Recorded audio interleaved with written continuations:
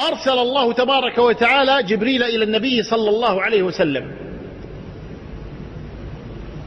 ثم أخذه من مكة إلى بيت المقدس، ومن بيت المقدس عرج به إلى السماء، ثم رجع إلى بيت المقدس إلى مكة خلال ليلة واحدة، بل في جزء من الليلة. خرج النبي من مكة رفقة جبريل، وجاء جبريل بدابة، وهذه الدابة يقال لها البراق، فركبها النبي صلى الله عليه وسلم فوصل إلى بيت المقدس، وربط البراق هناك، ثم دخل بيت المقدس وصلى فيه، ثم قال له جبريل إلى السماء الآن، فعرج به من بيت المقدس إلى السماء.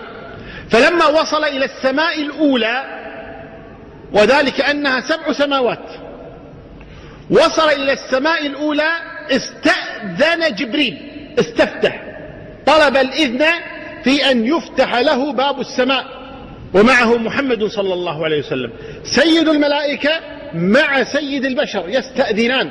وهنا فائدة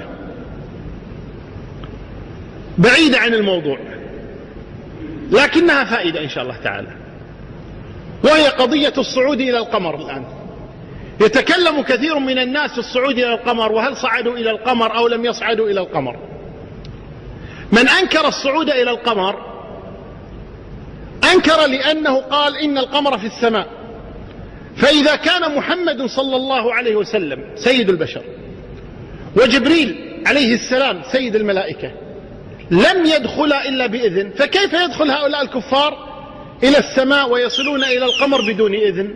وهذا كله غير صحيح، بل الصحيح أن القمر ليس في السماء، القمر ملاصق للسماء، القمر قريب من السماء لكن ليس داخل السماء. ولذلك من وصل إلى القمر ليس بالضرورة، بل ليس صحيحا أنه دخل إلى السماء.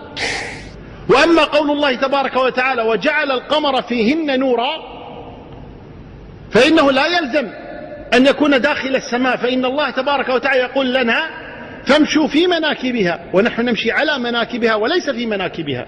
والمقصود وجعل القمر فيهن نورا أي جعل القمر عليهن نورا، وليس في السماء أي داخل السماء، فالقمر خارج السماء، وإنما هو من الكواكب القريبة من السماء. أما السماء فمحروسة محفوظة لا يدخلها أحد إلا بإذن كما وقع لنبينا محمد صلى الله عليه وسلم وجبريل.